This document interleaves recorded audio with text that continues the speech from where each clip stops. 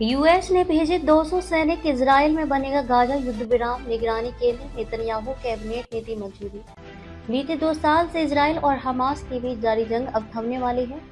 Hamas और Israel ने अमेरिकी राष्ट्रपति डोनाल्ड ट्रंप द्वारा प्रस्तावित संघर्ष विराम के पहले चरण पर अपनी सहमति दे दी है। काहिरा में हुए वार्ता के दौरान दोनों पक्ष इस पर सहमत हुए। आपको बता दें कि इस संघर्ष विराम के पहले चरण के तहत हमास 7 अक्टूबर 2023 के हमले के बाद बंदी बनाए गए इजरायली नागरिकों को रिहा करेगा। इस बीच सामने आया है कि अमेरिका गाजा में लागू युद्ध विराम समझौते की निगरानी और सहायता के लिए 200 सैनिकों को इजरायल भेज रहा है। ये सैनिक वहां स्थापित सिविल मिलिट्री समन्वय केंद्र में अमेरिकी सेना राहत और सुरक्षा सहायता का समन्वय करेगी। गाजा में युद्ध विराम समझौते की निगरानी के लिए इजरायल में स्थापित होगा सिविल मिलिट्री समन्वय केंद्र। गौरतलब है कि संयुक्त राज्य अमेरिका लगभग 200 सैनिकों को इजरायल भेज रहा है ताकि गाजा में लागू युद्ध विराम समझौते की निगरानी और सहायता की जा सके। अमेरिकी अधिकारियों के अनुसार ये सैनिक सिविल मिलिट्री समन्वय केंद्र में कार्य करेंगे, जो मानवतावादी सहायता, लॉजिस्टिक और सुरक्षा समर्थन को सुचारू बनाने में मदद करेगा। अमेरिकी सेना के साथ साझेदार देशों, गैर सरकारी संगठनों और निजी क्षेत्र के प्रतिनिधि भी इस पहल में शामिल होंगे। अधिकारी ने स्पष्ट किया कि कोई भी अमेरिकी सैनिक गाजा में प्रवेश नहीं करेगा, वे केवल इजरायल से ही सहायता कार्यों की निगरानी करेंगे। इजरायली कैबिनेट ने गुरुवार देर रात या शुक्रवार सुबह हमास के कब्जे में बंधकों की रिहाई के लिए समझौते की रूपरेखा को मंजूरी दे दी है। प्रधानमंत्री बेंजामिन नेतन्याहू के कार्यालय ने इस फैसले की पुष्टि की।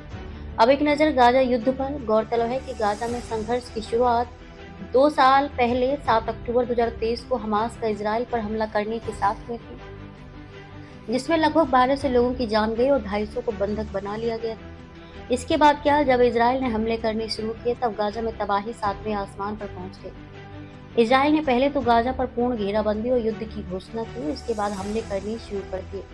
गाजा स्वास्थ्य मंत्रालय की माने तो अब तक के संघर्ष में कुल 67,000 फिलिस्तीनी मारे जा चुके हैं, जिनमें बड़ी संख्या में महिलाएं और बच्चे शामिल हैं।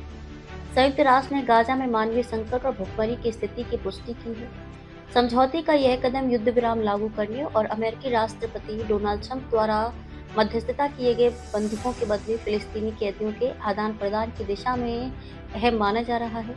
जारी बयान में केवल बंधकों की रिहाई का जिक्र किया गया और ट्रंप की युद्ध समाप्ति योजना के अन्य हिस्सों का उल्लेख नहीं किया गया। संघर्ष विराम के पहले चरण में क्या क्या?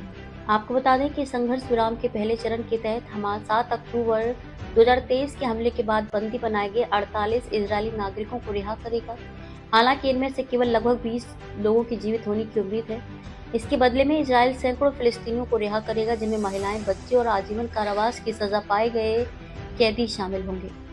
पहले के समझौतों के आधार पर एक इजरायली बंधक के बदले कम से कम 100 फिलिस्तीनी रिहा किए जाएंगे। इतना ही नहीं, समझौते के तहत जब तक दोनों पक्ष पूर्ण संघर्ष विराम की शर्तों को नहीं मान लेते, तब तक सभी सैन्य गतिविधियां जैसे हवाई और तोपों से गोलीबारी रोक दी जाएंगी और सेना अपनी जगह स्थिर रही। मैंने अब 8 युद्ध रुकवाए, रूस यूक्रेन संघर्ष भी बंद होगा, ट्रंप। वहीं अमेरिकी राष्ट्रपति डोनाल्ड ट्रंप ने इजरायल हमास संघर्ष रुकवाने के बारे में कहा कि उन्होंने अब 8 युद्ध रुकवाए हैं। व्हाइट हाउस में मीडिया के सामने उन्होंने कहा कि हमने 7 युद्ध या बड़े संघर्ष रुकवाए थे, ये 8वां है, लेकिन जिस एक के बारे में मेरा ख्याल था कि सबसे तेजी से खत्म हो जाएगा, वह रूस यूक्रेन युद्ध था। मुझे लगता है कि यह भी बंद होने जा रहा है, लेकिन इस बीच हर हफ्ते वे 7,000 जानें गंवा रहे हैं। ये बेहद बुरा है क्योंकि इनमें अधिकांश युवा सैनिक हैं। ये युद्ध होना ही नहीं चाहिए था। मैं अगर तब अमेरिका का राष्ट्रपति होता तो यह युद्ध नहीं होता।